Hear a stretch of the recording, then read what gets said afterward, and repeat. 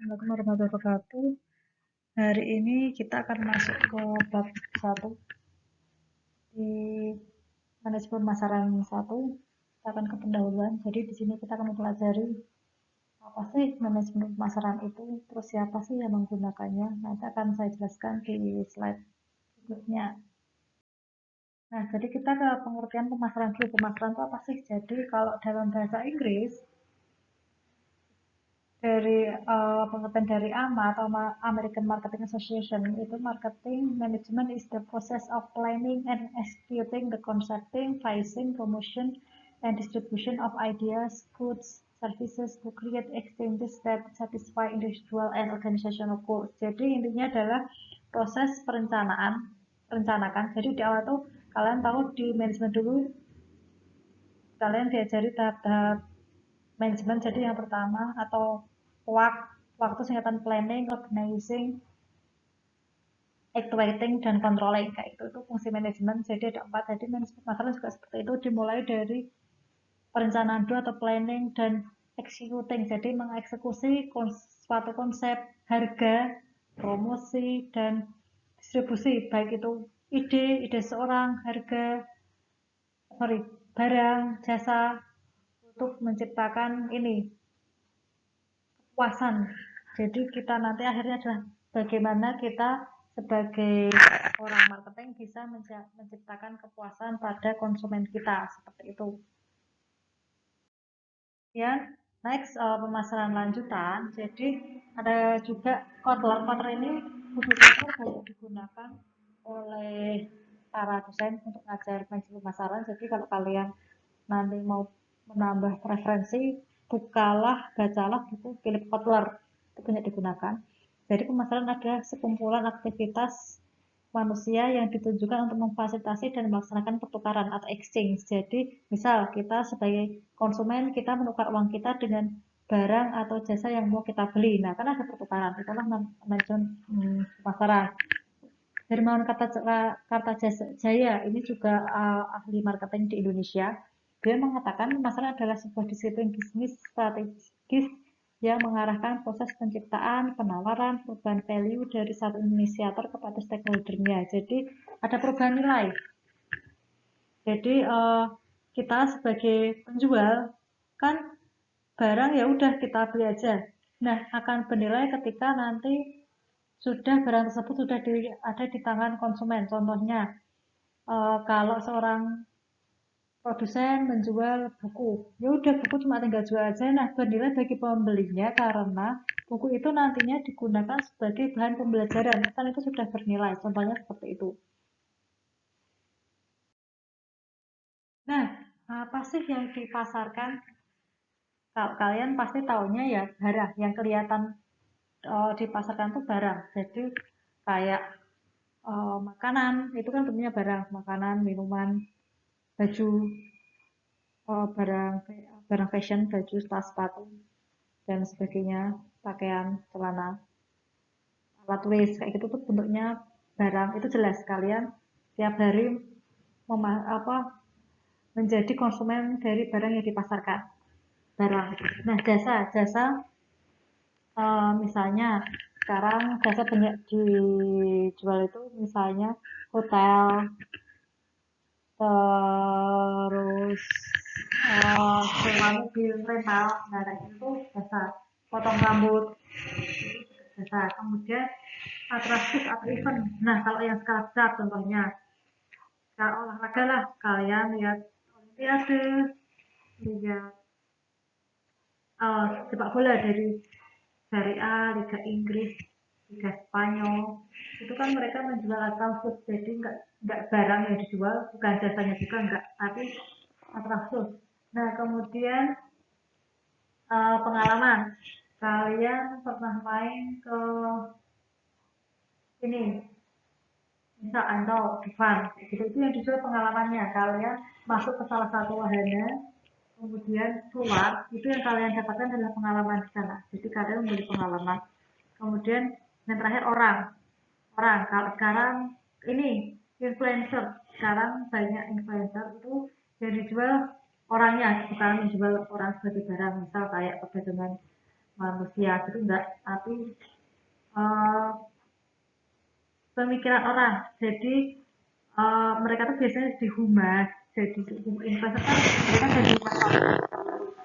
Jadi biasanya itu menggunakan para orang yang dikenal. Kalau ini yang dipasarkan orang itu misal kalau kayak Indonesia itu sekarang akhir-akhir ini banyak influencer yang terkenal juga dari artis-artis juga sekarang sebagai selain sebagai pemain pemain film, pemain sinetron, mereka juga sebagai influencer. Jadi mereka menginfluence orang untuk membeli suatu produk tertentu seperti itu. Contohnya ini kayak Dian Sastro kayak gitu, dia juga influencer. Dia dari pertemanan sehatnya dia menginfluence orang untuk lebih aware, lebih peduli terhadap kesehatan mereka seperti banyakin olahraga, makan juga sehat seperti itu. Makanya banyak produk-produk yang terkait dengan hal itu menjadikan dia sebagai brand ambassador. Nah, ini konsep inti pemasaran. Yang pertama tadi produk. Jadi apa yang kita jual tadi sudah saya jelaskan di awal. Jadi ada orang, ada jasa, ada orang, jasa, pengalaman, acara khusus. Kemudian, nah dari situ akan tercipta kepuasan nilai. Jadi orang itu kalau membeli suatu barang pasti akan mencari kepuasan. Kalau orang nggak puas, biasanya dia tidak akan membeli barang itu kembali. Nanti kalau kepuasan itu akan kita bahas di bab-bab berikutnya. Kita akan bahas kepuasan itu apa sih lebih lengkap nanti di kita jelaskan di bab berikutnya. Kemudian ini pertukaran, ada transaksi, jelas. Kalau dulu pakainya barter, kita belum pakai uang, transaksi itu pertukaran. Jadi kamu si A punya barang A, si B punya suatu barang yang nggak A punya, kemudian saling barter biar mereka bisa saling menggunakan barang masing-masing, ditukar, saling tukar menukar. Kalau sekarang nggak, jarang barter. Mungkin kalian sama teman kalian ini barternya kalian jajan, misal saya jajan cilok, teman saya jajan ini jajan apa ya, gorengan. Nah nanti tukeran, dia ngasih saya cilok, saya ngasih dia mendua gorengan kayak gitu. Jadi masih barter. Tapi sekarang kebanyakan transaksi itu kita punya uang ya kita akan ditukarkan oleh barang, jasa ataupun sebuah produk yang kita inginkan seperti itu. Jadi saya pengen beli pakaian, ya udah saya kalau punya uang ya bisa saya tukarkan dengan pakaian yang saya inginkan seperti itu. Kemudian ada pasar. Pasar sudah tempat untuk menjual suatu produk. Jadi ada pasar. Sekarang pasar nggak berbentuk, jadi nggak berbentuk fisik lagi. Dengan adanya online, pasar sudah nggak terlihat. Jadi pasar tuh kayak marketplace tuh cuma kita seringnya lihat cuma di sebatas layar gadget kita, entah itu laptop, entah itu HP seperti itu. Jadi tapi itu masih pasar ya, karena itu dijual berbagai tempat, dijual berbagai macam produk walaupun tidak terlihat tapi tetap ada bentuknya itu pasar. Sekarang bentuknya marketplace. Jadi kayak sekarang Facebook juga jadi marketplace, jadi nggak cuma yang berdiri sendiri, misal Shopee, Lazada, Tokopedia, Bukalapak seperti itu. Nah, ini ada kebutuhan dan keinginan. Jadi kenapa sih ada pemasaran? Karena setiap orang itu punya kebutuhan dan keinginan. Level kebutuhan dan keinginan itu beda, akan saya jelaskan di selanjutnya. Nah, need and want. Jadi, kalau kebutuhan itu menggambarkan kebutuhan dasar manusia. Manusia butuh makan, minum, sandang, berpakaian, dan tempat tinggal untuk berteduh. Itu kebutuhan manusia, itu nggak bisa diganggu-gugat, memang manusia butuh itu untuk hidup. Jadi kalau kebutuhan dan kebutuhan itu nggak ada ininya asli nih. Kalau manusia, kalau keinginan, saya ini keinginan dulu. Kalau keinginan itu adalah kebutuhan yang telah diarahkan kepada sasaran-sasaran spesifik yang dapat memenuhi kebutuhan. Misal saya memang butuh makan, tapi saya nggak begitu bisa makan makanan yang bersantan. Makanya saya mending makan yang bening atau enggak garingan kayak gitu. Jadi itu kan butuh keinginan saya, bukan kebutuhan saya. Kalau mana tuh butuh makan, ya udah makan apa saja, itu pasti akan ini sudah apa ya, sudah tercukupi. Tapi kadang manusia itu nggak butuh cukup, tapi dia juga pengen puas. Nah, puas itu biasanya didapat dari untuk ini memenuhi keinginan dia. Jadi misal kalau semua orang butuh makan, orang Indonesia itu biasanya inginnya makannya nasi. Beda kalian kalau ngomong sama orang Amerika nggak bisa jarang makan nasi, mereka lebih banyak roti dan kentang seperti itu. Jadi beda. Kita sekarang ini kadang mungkin ya, ini saya mungkin kemana-mana. Kalau kita kurang bersyukur, kadang ketika kebutuhan sudah dicukupi oleh Tuhan, kita kita nggak puas sampai situ. Kita akan ini kita ngoyak terus keinginan yang kita kita mengejar terus kebutuhan yang kita inginkan, bukan yang kita butuhkan. Jadi makanya kadang kita segala sesuatu di dunia itu kurang terus. Nah itu karena kita mengejar keinginan bukan kebutuhan. Kalau kebutuhan, misal kalau adanya nasi ya udah, karena nasi aja menurut saya cukup untuk memenuhi rasa lapar kalian. Tuntutan dasar kan rasa lapar, kita memenuhi rasa lapar kita, ya udah kita makan apa aja yang ada di depan kita itu hasilnya udah cukup. Tapi karena kita memenuhi keinginan kita, kadang itu jadi nggak cukup seperti itu. Nah, yang tadi kan di kontak pusat instrumen pemasaran ada produk juga. Nah, jadi ini yang saya jelaskan di awal tadi, setiap tawaran yang ada itu dapat memuaskan kebutuhan dan keinginan. Tapi level terendahnya itu ada di kebutuhan, baru ke keinginan. Kemudian ini, kita kenapa sih? Ya, kita mau cari kepuasan atau satisfaction, kepuasan nilai, value satisfaction. Jadi, antara manfaat dan biaya yang kita keluarkan, itu yang kita inginkan paling nggak imbang lah. Kalau dasarnya manusia itu adalah harusnya pengennya biaya yang kita keluarkan itu lebih rendah daripada manfaat yang akan kita terima. Jadi misal kita pengen beli barang itu pengennya ya lebih murah daripada harga yang sudah ditetapkan seperti itu memang keinginan manusia. Jadi wajar, jadi seperti itu. Jadi cari barang murah itu wajar kayak gitu. Jadi tapi kenapa kita seperti itu, karena kita mau pengen nyari kepuasan atau satisfaction. Nah, pertukaran exchange. Jadi ini adalah cara untuk mendapatkan produk dengan menawarkan sesuatu pada gantinya. Ada 5 cara pertukaran. Yang pertama, ada dua belah pihak, minimal dua belah pihak. Jadi ada yang menukar dan ada yang mau mengganti pertukaran tersebut. Misal, ada saya sebagai pembeli dan ada kalian sebagai penjual. Seperti itu. Jadi nggak bisa, misal ada satu pembeli itu atau satu orang itu nggak akan bisa mengadakan namanya pertukaran. Kalau pertukaran antara diri kalian, nggak mungkin juga. Misal saya yang jual, saya juga yang beli barang yang sama, nggak mungkin. Nah, kemudian yang kedua, masing-masing memiliki sesuatu yang bernilai. Berarti kalau penjual memiliki produk, sebuah produk, kalau pembeli memiliki sebuah uang, itu. Jadi kan sesuatu yang bernilai semua. Kemudian yang ketiga, setelah mampu berkomunikasi dan menyerahkan sesuatu. Sekarang nggak perlu komunikasi itu tatap muka face to face, nggak perlu, karena sekarang sudah ada gadget. Misal mohon maaf, kalau orang punya keterbatasan juga sekarang bisa jualan online karena sudah ada gadget untuk memberikan harga, mendeskripsikan produk, itu bisa. Jadi zaman dulu tuh bisa orang yang kurang, misal tunawicara itu bisa juga karena pakai bahasa isyarat. Jadi komunikasi itu nggak perlu lewat uh, suara aja, enggak, tapi lewat apapun bisa, lewat kertas tulisan gitu juga bisa. Nah, kemudian yang keempat, bebas untuk menerima dan menolak tawaran. Nah, kita sebagai pembeli biasanya kan menawar, jadi kita hak ketika kita jadi pembeli ya bebas, kita mau menawar. Terus ketika sudah dikasih harga nggak bisa ditawar, kita menolak, itu hak kita. Kita para penjual tidak bisa menggugat gugat itu. Jadi ya santai aja, kalau kita jual beli, yang namanya jual beli ya bisa dibeli bisa enggak. Kemudian yang terakhir, yakin bahwa bertransaksi merupakan hal yang tepat dan diinginkan.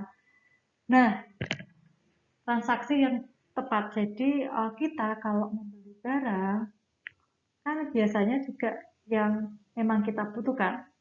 kita inginkan seperti itu. Jadi kalau kita nggak butuh, kita nggak ingin, pasti juga nggak akan beli. Jadi itu ketika itu terjadi, nanti akan terjadi pertukaran, kita dapat barangnya, pembeli dapat uangnya seperti itu.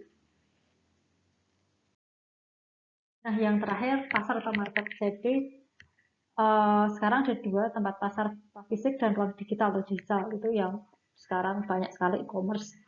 Jadi kalau fisik itu seperti sekarang masih jalan, saat kayak pasar Bauran, gitu masih jalan pasar fisik. Ramayana, Pasaraya, sepanjang Jalan Jenderal Sudirman itu banyak penjual yang mereka masih menggunakan tempat fisik. Jadi ada pemasar atau market atau penjual prospek. Prospek itu kayak kita membeli, tapi belum tentu kita jadi beli. Itu namanya prospek. Jadi ada calon pembeli. Nah, namanya itu prospek. Kemudian ini ada perbedaan antara sales dan marketing. Nah, jadi kata-kata sales itu biasanya di levelnya itu ada, kalau di jabatan dalam perusahaan itu biasanya ada sales manager. Contohnya itu misal sales obat yang menjual obatnya di apotek atau toko obat. Jadi kalian kalau ke apotek pasti biasa kalau ada steward-steward orang yang masuk ke dalam apotek itu biasanya ini namanya sales manager. Jadi mereka menjual obat di dalam apotek atau toko obat. Nah, sedangkan kalau marketing itu adalah mereka ada orang-orang yang memahami segmenting, targeting, positioning, differentiating, marketing mix. Nanti akan saya jelaskan itu apa sih di belakang. Jadi jabatan itu biasanya ada kata marketingnya, misalnya marketing manager. Kalau tadi kan sales manager, sekarang kalau perbedaannya itu di marketing manager. Contohnya kalau tadi sales manager kan dia menjual obatnya di apotek. Nah, kalau MR atau marketing obat, medical representative, MR itu singkatannya, itu biasanya mereka memasarkan obatnya pada dokter. Jadi dia nggak memasarkan di apotek, nggak, tapi langsung pada dokter. Jadi biasanya gajinya juga lebih besar daripada marketing sales manager kayak itu. Jadi mereka itu akan ini lebih menjelaskan, oh obat itu segmentasinya untuk ini. Nah, sekarang ada obat generik, obat yang non generik. Nah, itu akan dijelaskan secara lengkap kepada dokternya. Jadi nanti di situ mereka akan ini menggunakan berbagai, menjelaskan berbagai macam marketing mix. Jadi marketing mix itu ada 4P, sekarang ada 7B, nanti akan saya jelaskan di belakang. Nah, sedangkan secara garis besar, kalau sales itu prioritasnya jangka pendek, ya udah ketika selesai menjual barang dia kayak tadi yang jual di apotek, ya udah gas dia selesai. Tapi ketika dia sebagai marketing management, dia jangka orientasinya jangka panjang. Jadi ketika dia jual di ini obat di dokter, dia akan ini nanti jangka panjangnya dia akan memikirkan bagaimana obat itu bisa meningkatkan pamor dia sebagai dokter, karena obat yang dia gunakan itu ternyata cocok untuk pasiennya. Dia akan memikirkan seperti itu kalau medical representative AMR tadi. Kalau tukang obat, tukang jual obat, ya udah ketika jual obat udah selesai, dia cuma ngedrop barang yang dibutuhkan, ini ya udah gitu aja, dia tentang penjelasan macam-macam tentang produk tersebut. Nah, ada 5 konsep pemasaran yang dilakukan organisasi untuk menjalankan pemasaran mereka. Yang pertama itu konsep produksi. Jadi konsep ini menyatakan bahwa konsumen akan menyukai produk-produk yang tersedia dan selaras dengan kemampuan, dan manajemen sebaiknya memusatkan perhatian pada peningkatan efisiensi produksi dan distribusi. Jadi ya udah, kalau konsep produksi itu barang yang diproduksi biasanya itulah yang emang dibutuhkan oleh pelanggan mereka. Contoh beras, itu semua orang butuh beras. Kalau inilah yang beras paling banyak digunakan oleh masyarakat Indonesia itu beras tipe C4. Jadi makanya para produsen ya udah fokusnya cuma peningkatan produksi, karena pasti itu akan dibutuhkan. Kemudian pemerataan distribusi. Jadi bagaimana nanti pendistribusian beras tipe tersebut bisa merata ke seluruh Indonesia agar bisa langsung dapat dipakai oleh masyarakat seperti itu. Kemudian yang kedua adalah konsep produk. Jadi di konsep produksi ini konsumen akan menyukai produk-produk yang menawarkan mutu, kinerja, dan penampilan terbaik, dan bahwa suatu organisasi sebaiknya mencurahkan tenaganya untuk melakukan perbaikan produk secara berkesinambungan. Contohnya sekarang adalah smartphone, HP. Itu mereka sekarang konsumen semakin pintar, mereka mencari produk-produk yang menawarkan mutu yang bagus, kinerjanya juga bagus, penampilannya juga menarik. Jadi sekarang makanya tipe handphone itu diperbarui mengikuti perkembangan teknologi. Jadi misal kalau zaman dulu NVC, karena NVC enggak, kalau sekarang tanda kartu tol bisa lihat saldo kita berapa, nggak usah langsung pas kita di tempat nempel tol baru kita tahu itu. Kalau zaman dulu belum ada tuh teknologi NVC, jadi makanya sekarang banyak ini vendor HP yang menambahkan fitur itu di handphone yang mereka keluarkan seperti itu. Jadi semakin lama kamera dulu 2 megapikselan sudah bagus sekarang sampai 8-16 seperti itu. Jadi itu kita sebagai produsen HP harus melakukan perbaikan secara berkesinambungan terus menerus agar para konsumen juga mau membeli produk mereka. Itu konsep produk. Kemudian konsep penjualan. Jadi gagasan bahwa konsumen tidak akan membeli cukup produk perusahaan kecuali jika perusahaan tersebut melakukan upaya-upaya penjualan dan promosi yang gencar. Sekarang banyak sekali biar usaha mereka para produsen itu jalan, promosi dilakukan secara gila-gilaan. Jadi nggak cuma lewat ini aja. Kalau dulu promosi itu biasanya cuma kebanyakan lewat ini iklan di TV, sekarang enggak. Misal sekarang tambahan lagi itu promosinya mereka biasanya ada sinetron apa ditampilkan tuh produk masuk, nanti pemerannya mengiklankan mempromosikan tersebut. Pertama itu, kedua sekarang melalui media sosial. Kemudian media sosial sekarang masih juga banyak ketika ada acara banyak dari produk itu menjadi promotor. Jadi menjadi promotor. Jadi kayak misal sekarang inilah gampangnya kalau ini sepak bola lah. Sekarang airlines atau penerbangan, perusahaan penerbangan itu banyak jadi sponsor. Nah, saya bukan promotor tapi sponsor. Sponsor sepak bola tertentu. Etihad kayak gitu dia, saya lupa Etihad itu dulu Manchester City atau apa ya, saya lupa. Sudah lama nggak nonton bola jadi agak lupa. Jadi kalau Inter Milan sekarang sudah nggak Pirelli lagi seperti itu, dulu Pirelli. Nah kalau AC Milan dulu Opel, perusahaan apa mobil seperti itu. Jadi mereka jadi sponsor. Jadi mereka promosinya gencar melalui nggak cuma lewat TV aja, tapi mensponsori berbagai macam acara biar produk mereka dikenal oleh masyarakat luas.